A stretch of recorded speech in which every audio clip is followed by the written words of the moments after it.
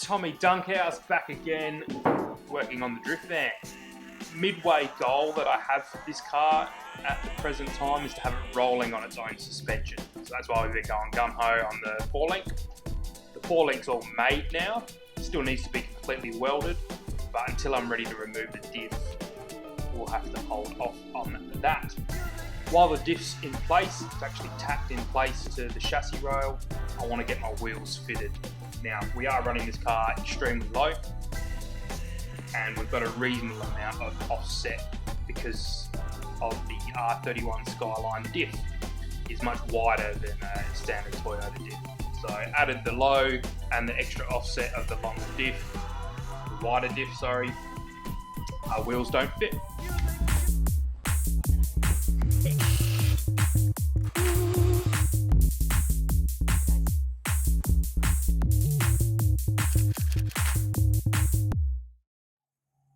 We are going to have to cut out the guard to make way for the wheel.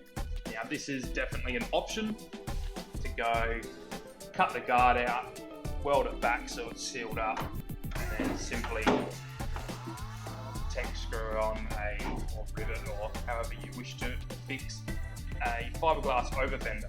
Now, everyone who's ever done any sort of drifting continues to tell me don't run fiberglass over fenders on drift cars. As you're drifting, your wheels tend to delaminate, you'll get a lot of rubber and wire flying out of the tyre as it comes to the end of its life, and it gets caught up and tends to rip the fiberglass off, and apparently it's just a continued pain, and they never work the way that you think they will. So we're going to go completely metal. So today we're going to mark up, cut out, and then we'll look at what needs to happen to remake a guard completely out of steel. So let's mark it up. Got some marking out tools here. Now my wheel diameter is 560 millimeters. So I'd like to know half of that, which is 280. So we're going to mark from the center here of where the wheel mounts and get our line up here at 280 mil. Lots of different ways that you could do this. This is the way I'm choosing to do it today.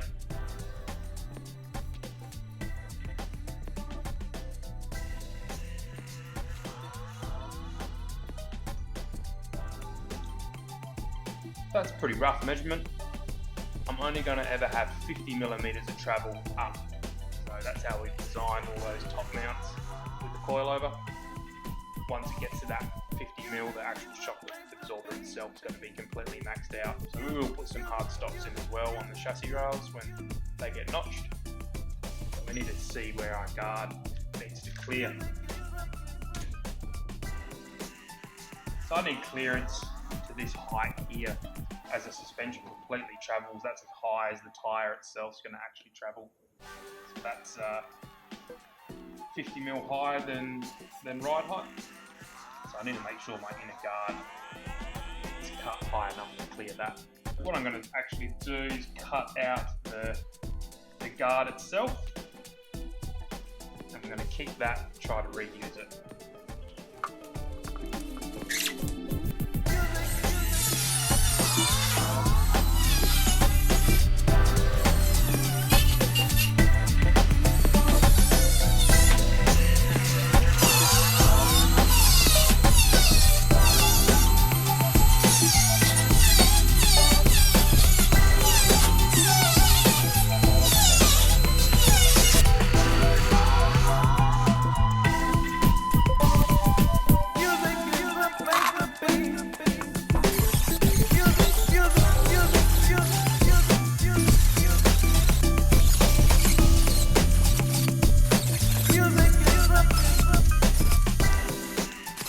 As you can see with these flares on the back of the car, there's two skins. So you got your outer skin here and then the inner skin itself. So we had to cut the outer and also cut the inner skin off. Now that comes down and folds and then like spot welds to this lip here. I want to try and keep that in fairly good condition. If it's possible, I'm contemplating reusing it. There we go. So I've reset our little setup that we've got here. We'll look at, so this is where the wheel's going to sit at ride height, and that 50mm of travel.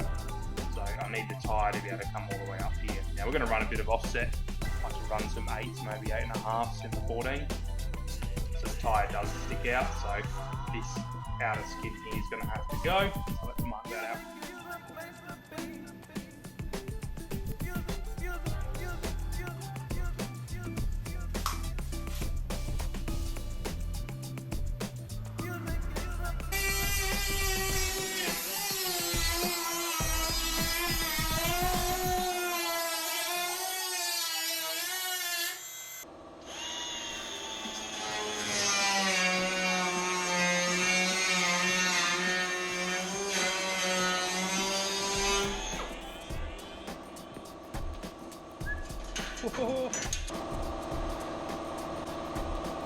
So our inner skin here needs to be met back out to the outer skin, like the way the original flare did.